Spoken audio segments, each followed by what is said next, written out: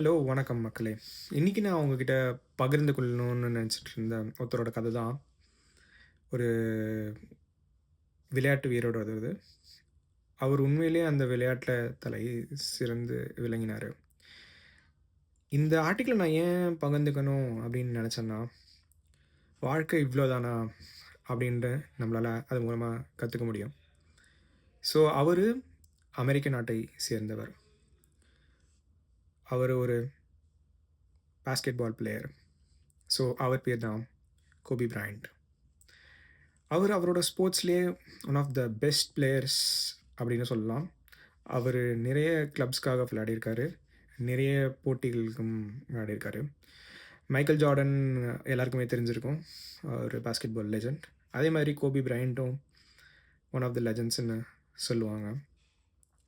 And Gopi பிரையண்ட்டுக்கு Michael Jordan தான் mentor and அவரோட தீவிரமான ஃபாலோவரும் கூட.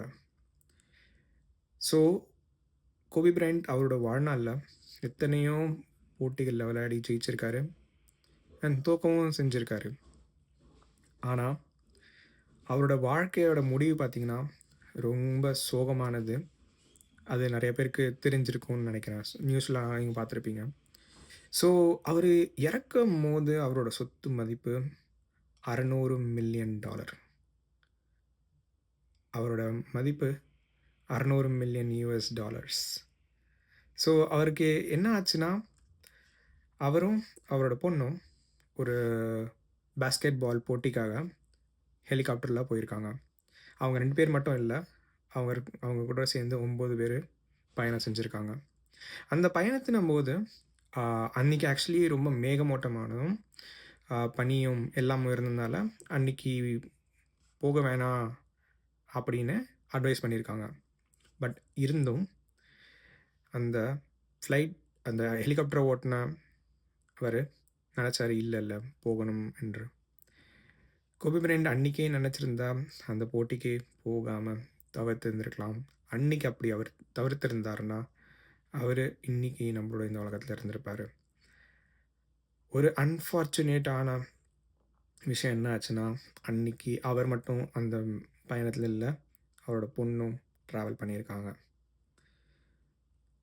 அவங்க ஹெலிகாப்டரில் ஏறியிருக்காங்க. ஏறிட்டு பறந்துருக்காங்க. ஸோ மேகம் மூட்டமாக இருந்துச்சு. ப்ளஸ் பனி அண்ட் சிலாத வேறு காரணங்களால் அவங்களால ஒரு உயரத்தில் ஹெலிகாப்டர் பறக்கும். அந்த உயரத்துக்கும் மேலே போயிருக்காங்க. இந்த முடிவுகளை எல்லாமே எடுத்தது அந்த ஹெலிகாப்டர் ஓட்டுநர். ஸோ அவர் டிசிஷன் எடுத்து தான் இந்த ஃப்ளைட்டை ஓட்டியிருக்காங்க. அவர் தான் தீர்மானித்தார் எப்படி போகணும்னு. அவங்க ஆல்மோஸ்ட் ரீச் ஆகிறதுக்கு சில மைல்கள் தூரத்தில் சில தொழில்நுட்ப ரீசனுக்காகவும் ப்ளஸ் வெளியே அட்மாஸ்ஃபியர் ரீசனாலும் அவங்களால அந்த ஹெலிகாப்டர் ஓட்டுநரால் கட்டுப்பட முடியல. ஸோ அவரை கட்டுப்பாட்டை இழந்து அந்த ஹெலிகாப்டர் தரையை நோக்கி வேகமாக வந்து இடித்து இறந்துட்டாங்க. ஸோ இந்த இதில் எல்லாருமே இறந்துட்டாங்க. அன்றைக்கி அந்த ஹெலிகாப்டரில் பயணம் செஞ்சவங்க எல்லாருமே. ஸோ இதுலேருந்து என்ன தெரியுதுன்னா, உங்களுக்கு நாளைக்கு என்ன நடக்க போகுதுன்றது தெரியல. பட் இருந்தாலும் நம்ம அதுக்காக உழைச்சிட்ருக்கோம். ஏன்னா பணம் சம்பாதிக்கணும் அப்படின்னு. ஸோ நம்ம வாழ்க்கையை எப்பவுமே பணம் சம்பாதிக்கிறதுல மட்டும் ஈடுபடுத்தாமல், பணம் சம்பாதிக்கிறத ஒரு பார்ட் ஆஃப் லைஃபாக வச்சுக்கிட்டு, மீதி இருக்கிற நேரத்தில் உங்கள் ஃபேமிலியோட அண்ட் உங்களுக்கு பிடிச்சத செஞ்சுட்டு பழகுங்க. ஏன் இதை நான் சொல்கிறேன்னா, உங்ககிட்ட பணம் எல்லாம் சேர்ந்து இருந்தாலும், நீங்கள் கடைசி நேரத்தில் உங்க கூட யார் கூட இருக்கணும்னு நினச்சாங்களோ, இல்லை யார் உங்கள் பக்கத்தில் உங்கள் கடைசி நேரத்தில் இருக்கணும்னு நினச்சிங்களோ, அவங்களாம் இருக்க மாட்டாங்க. உங்களுக்கே தெரியாது உங்களோட கடைசி நேரம் எதுவாக இருக்கும் என்று. ஸோ அதனால தான் நான் இந்த ஆர்டிக்கலை பார்த்தோன்னே இதை உங்களோட பகிரணும்னு ஆசைப்பட்டேன். அண்ட் வாழ்க்கை ஒரு முறை தான். முடிந்தவரை நம் உறவினரோடு, நம் பிடித்தவங்களோட வாழவும். என்றால் வாழ்க்கை எப்போ முடியும் என்று யாருக்கும் தெரியாது. நன்றி.